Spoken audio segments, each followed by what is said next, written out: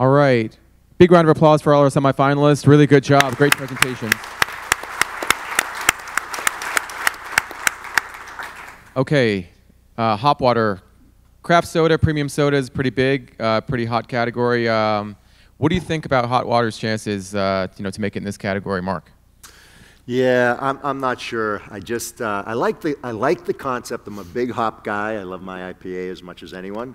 I'm just not sure I would ever turn to this as an NA alternative, and I don't see it as really a soda alternative. So I just struggle. I like the idea. I'm not wild about the guy smoking. I get the idea that you're trying to do a unique look and feel, but I just don't think that's very timely right now. Especially if I don't want to have it in my house with little kids around. But anyway, I just don't know where it fits, how you're gonna build it or scale it. John, what do you think about it? I actually kind of like the flavor of it. It just seems like like Mark said, I mean, there's some challenges of, where and how you market this. I noticed on the back, or on the front, they call it Hop Tonic. On the back, it's, talking basically about how it's not a tonic water. So they obviously acknowledge some, I guess, confusion there. But, I mean, this feels like something that should be more in like an maybe 8 ounce bottle, something like that.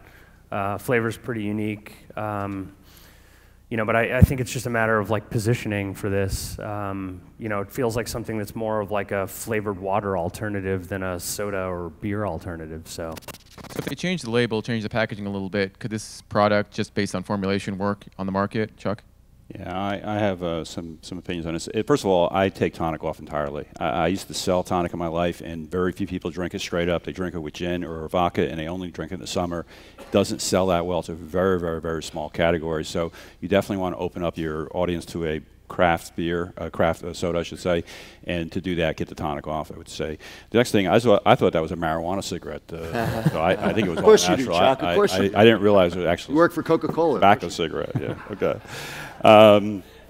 I think it's going to struggle. I really think you should take the tonic off of it and then go after that craft soda business. I think it's unique, it's different, and you could carve out a space in there for people who like to try different products, but open it up. Another pretty unique product, or at least one that you don't see too often, is the bottle gazpacho. Dwayne, Tio Gazpacho, what do you think of the flavor? I think the guy, I've had a chance to spend a little time with Austin out at Expo East, and I love this thing as soon as I saw it. I think the ingredients are fantastic, the flavors are fantastic. Almost everything about the execution is very well done. The biggest challenge that this product's going to have is merchandising. I don't know that it's not a juice. I don't know that where you put the product. It's probably going to end up in the cold case as a practical matter. I just don't know if people are going there to grab a bottle of soup. You can change that, and this is really disruptive in that way. That's your #1 challenge. But I love the product. We talked about the product being, fitting into the meal replacement category. Would someone, Mark, would you drink this, instead of a sandwich at your local grocery store? I'm not sure. I feel the same way Dwayne does. I love the taste profile. I think is exceptional. I like the branding. I think there's an opportunity here, but when I think, would I go grab that?